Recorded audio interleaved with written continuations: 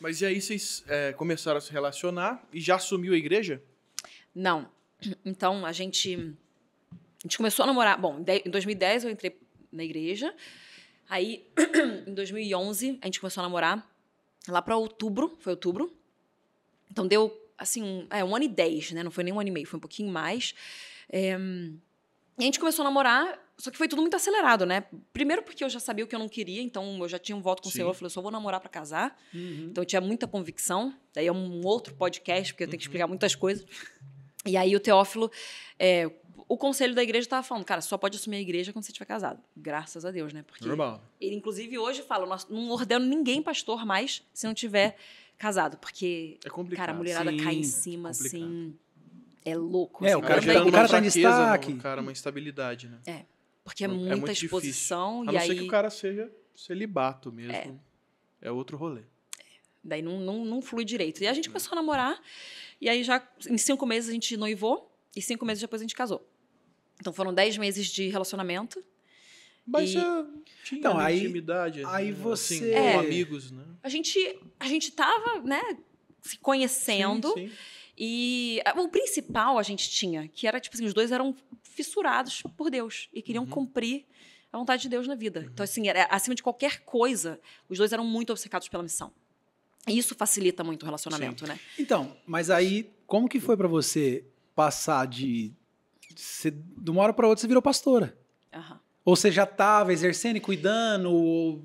Não, foi meio que de uma hora para outra. Porque quando eu vim para Jesus, eu tinha convicção que eu era de ministério. Eu sabia, assim, tipo, cara, é isso. E minha família é uma família que tem muito traço ministerial. Eu acho que existem algumas famílias que o Senhor separa para questão de ministério mesmo. Sim. Então eu já via, meus avós eram pastores, eu tenho tios pastores, primo pastor. Então, assim, já vem Quase que uma vindo meu linhagem pai. já, né? Então, meus avós, eles implantavam igrejas ao redor do Brasil. E é muito especial até que eles tinham uma proximidade com o Bispo Rodovalho, da Sara Sim, Nossa Terra, Rodovalho. que foi quem ajudou a família do meu marido quando eles passaram pela crise que o pai, né, dele deixou a família, fez um bando de coisa. Ele foi um suporte. Então, assim, a gente tem uma conexão até especial. Por isso, você vê assim, que o histórico das nossas famílias é um pouco Foi o Rodovalho entrelaçado. que pregou no ano passado? Pregou na Conferência do Eu Nunes. tava lá no dia. Muito bom, né? Foi muito bom. É muito legal, assim. Ainda mais uma pessoa de uma outra geração, com Sim, tanta bagagem. trazer essa Você ouve as visão. histórias dele, cara. Ah, é? Ele não ia dormir até uma pessoa ser salva. Tipo, Os caras nesse nível. capinaram, né? Todo dia. Todo dia ele levava alguém pra Jesus, no mínimo uma pessoa. Que da hora. Não consegui ninguém pra Jesus hoje, eu não vou dormir, não vou pra casa até Eu alguém tô aceitar tentando Jesus. trazer ele aqui também. Que da hora. Nossa, vai ser É muito animal. legal. Vai ser muito legal. Rodovalho. E ele é um crânio, né? É um general da... Ele é. Do Nossa, evangelho. assim, ele tem. Ele é físico. Aí é Sim, é um general mesmo. uma pessoa incrível. E aí, nem sei mais onde eu tava, mas. Que Theo, ter virado pastora. Ter virado pastor. pastor. Então, daí eu tinha a convicção de que eu ia estar no ministério. Só que eu achei, né, o zelo, o primeiro amor. Eu falei, eu vou servir Jesus aonde for. Vou entregar minha vida, eu quero ser mártir. Quero morrer para Jesus. Vou lá pra 10h40. O lugar mais escuro da terra possível, eu vou servir Jesus. Caramba. E aí, eu Já até pensava assim, veio tipo, com não esse vou nem... coração. Tava já. decidida, tava. Obcecada, né? Um pouquinho obcecada. a pessoa. Um pouquinho preta no branco. Exagero, Passei um gente. pouquinho ali. E aí Deus começou a falar comigo. Não, você não vai sair, você vai ficar em São Paulo. Eu, tipo, Deus, como assim? Tá, você vai ficar em São Paulo, você vai casar. Não, eu não quero casar, eu quero morrer pra Jesus. Não, você vai casar. Tá bom, eu vou casar, mas não vou ter filho. Não, você vive é melhor, calma aí. Não Calma, é? filho. Mais efeito. Daí Deus começou a falar comigo. Não, você vai ter filhos. Jesus, mas eu não quero ter filhos. Você não tinha para... vontade? Não é que eu não tivesse vontade. Eu falei, eu não quero colocar meus filhos nessa vida de, tipo assim, eu quero morrer pra Jesus. Então eu não queria ter Por causa filhos da sua convicção. por causa dessa minha convicção. E aí Deus começou a me falar que o meu campo missionário era São Paulo, que eu nunca imaginei ficar em São Paulo.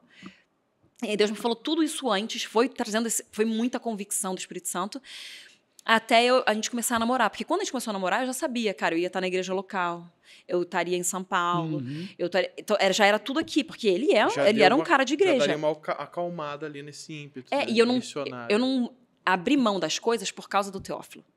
Eu abri mão das coisas porque elas não eram de Deus para Sim. mim. E aí Deus foi falando, não, é isso. Então tá bom, eu tinha convicção de que era aquilo pelo Espírito Santo. Sim. E aí quando eu fui... Porque tem muita mulher que abre mão das coisas por causa do homem. Aí Sim, já sim. é receita Gera para dar outro ruim, problema. né? Que você Pra tem viver a vida dele, né? que talvez não é a vida que o Senhor te chama. Então, daí foi Começa esse. aí, né? O principal é esse. Porque você tem que viver exatamente o que Deus te chama a viver. Senão, você não vai encontrar a alegria genuína. E não é felicidade, rir o tempo todo, mas é a alegria do propósito, Sim, né? sim. Ontem estava um Prazer, pastor né? pregando lá na igreja, Phil Mandinelli, e ele falou que a felicidade é o alinhamento das suas expectativas com aquilo que está acontecendo. Então, por que que Paulo era alegre, tinha alegria no meio da prisão? Porque a expectativa dele era, eu vou viver para Cristo, custe o que custar. Viver e E morrer. está alinhado com o que está acontecendo. Então, assim, eu tenho alegria nisso, porque o meu propósito é esse, então tudo que eu estou vivendo está de acordo com isso. Culmina Isso é que é, nisso. é um lugar de felicidade. Sim. Então, assim, eu lembro uma vez uma menina veio me falar assim, Júnior, mas como é que foi lidar com tanto sacrifício para você viver no ministério? Aí eu falei, olha, eu não vejo como sacrifício, de verdade. Tem sacrifício? Tem, mas eu vejo como um privilégio. De coração eu falo isso. Para mim é um privilégio eu poder abrir mão de tantas coisas para poder servir a Deus desse jeito. Para mim é um Porque é onde privilégio. você queria e deveria estar. Eu só encontro satisfação plena se eu estiver no centro da vontade de Deus para minha vida, porque foi Ele que me criou e Ele criou os anseios do meu coração e as características, as coisas que eu iria viver. Então, é só aí mesmo. Na verdade, por mais que pareça ser duro, talvez, o momento que você está passando, é exatamente isso. Você é uma dualidade que você tá triste, talvez, por uma situação, mas alegre porque sabe que é ali que era para você estar. É aqui que Jesus quer que eu esteja. Ok, tá difícil, tá passando dificuldade, mas é o aqui que eu tenho que contentamento estar. Eu em sei meio que à isso aqui é dificuldade. temporário, Exatamente. eu sei que logo vai passar, exatamente isso. Cara, contentamento é muito difícil de encontrar. As pessoas têm cada dia mais dificuldade em encontrar contentamento. Então, quando ele falou isso ontem, o Phil, eu falei, cara, eu acho é isso. Parece uma coisa tão simples, mas na minha cabeça fez um... É a expectativa da pessoa. Ela não tem as expectativas corretas, alinhadas com a vida dela. Então, ela espera outras coisas que não são para ela. Aí ela não consegue, Ou de fato, outras pessoas. e não consegue, de fato, ser contente. Você não consegue ter alegria nisso, Isso, porque a você está pessoa com a expectativa errada. Cai numa tristeza, talvez até numa depressão. Sim. Aí que entra também o burnout. É. Cara, vou falar, eu faço bastante coisa, assim, tipo, quando eu percebo quando eu converso com outras pessoas e elas ficam um pouquinho assim, cara, como é que você dá conta? Eu faço bastante coisa mesmo. Mas eu não tô num burnout, não tô nem perto de um burnout. Hoje, especialmente, tô cansada. Hoje, tive uma noite difícil, tive que lidar com umas situações bem delicadas na igreja ontem, de um dos membros. Então, fiquei ajudando. E aí, meus filhos, dos dois mais novos, não dormiram. Então, sabe, todas aquelas coisas. É Uma desmaiou mas... antes de eu ir pra igreja à noite, porque Nossa. caiu. Ficou sem respirar e desmaiou. Essas coisas de criança. É um outro podcast também, né? Olha a normalidade, gente. Ficou sem respirar e Você desmaiou. preocupado. Sabe quando a criança chora, o bebezinho, ele fica... e não puxa o ar? Às Já vezes tá desmaia. aí, É porque o normal. meu primeiro desmaiava por isso. Aí você falou, só desmaiou. Aí ela só tava E dando um você tapa na aí, cara ó, dela. mãe de primeira viagem, quase morrendo porque não mamou direito. Ai, meu Ai, Deus. gente. Mas, assim, isso tudo pra falar assim, tipo, eu tenho os momentos que a gente cansa, com certeza. Pô, gente, eu tenho Normal. 4 filhos. Se eu Normal. vou falar pra alguém que eu não fico cansada, é óbvio que eu fico cansada.